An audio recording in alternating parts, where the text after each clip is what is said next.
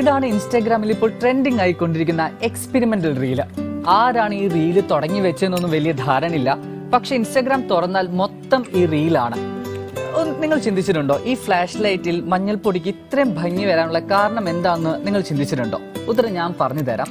പ്രധാനമായും 2 ഘടകങ്ങളാണ് ഇതിന് പിന്നിലുള്ളത്. നമ്മുടെ ഈ മഞ്ഞൾപ്പൊടിക്ക് മഞ്ഞ നിറം നൽകുന്ന കർക്കുമിൻ എന്ന് പറയുന്ന ഒരു ഘടകമുണ്ട്. ഈ ഘടകമാണ് നമ്മുടെ ഈ റീൽസിൽ കണ്ട പോലെയുള്ള ഈ ഗോൾഡൻ എഫക്റ്റ് തരാനുള്ള പ്രധാനപ്പെട്ട കാരണക്കാരൻ. രണ്ടാമത്തെ ആളാണ് പ്രകാശത്തിന് സംഭവിക്കുന്ന സ്കാറ്ററിംഗ്. അതിൽ തന്നെ സ്കാറ്ററിംഗിലുള്ള ടിൻഡൽ എഫക്റ്റ് എന്ന് പറയും. സ്കാറ്ററിംഗ് എന്ന് പറഞ്ഞാൽ പ്രകാശം വസ്തുക്കളിലോ അല്ലെങ്കിൽ ഏതെങ്കിലും കണികകളിലൊക്കെ തന്നെ തട്ടി വ്യാപിക്കുന്ന ഒരു പ്രതിഭാസത്തെ വിളിക്കുന്ന പേരാണ് ഈ സ്കാറ്ററിംഗ് എന്ന് പറയുന്നത്.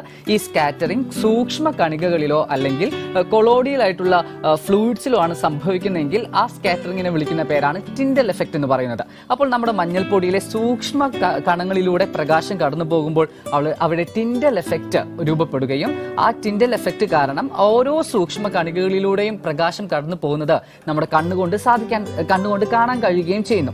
അതുകൊണ്ട് തന്നെ ആ ടിൻഡൽ എഫക്റ്റും ഞാൻ നേരത്തെ പറഞ്ഞിട്ടുള്ള ഈ മഞ്ഞൾപ്പൊടിയുടെ ഈ ഗോൾഡൻ എഫക്റ്റും കൂടി വരുമ്പോൾ സംഭവം കളർ ആകും. ബാക്ക്ഗ്രൗണ്ടിൽ ഏതെങ്കിലും ഒരു നൊസ്റ്റാൾജിക് ആയിട്ടുള്ള ഒരു മ്യൂസിക്കും കൂടി ഇട്ടാൽ റീല് സൂപ്പർ ആകും. എന്തായാലും ആ റീല് ചെയ്ത് ഇപ്പോഴും ട്രെൻഡ് തുടർന്നുകൊണ്ടിരിക്കുകയാണ്. ആർക്കൊക്കെ ചെയ്യാൻ താല്പര്യമുണ്ടെങ്കിൽ ഇപ്പോൾ തന്നെ ചെയ്യാം. പക്ഷെ ഒരു കാര്യം എടുത്തു പറയാം, റീൽ ഇങ്ങനെ പോകുമ്പോൾ മുളക് പൊടിയും മദ്യവും നീലവും ഒക്കെ ഉപയോഗിച്ച് റീൽ ചെയ്യുന്ന ആൾക്കാരുണ്ട്. പക്ഷെ ബെസ്റ്റ് എവർ മെത്തേഡ് ഈസ് മഞ്ഞൾപ്പൊടി ഉപയോഗിക്കുക എന്നുള്ളത് തന്നെയാണ്.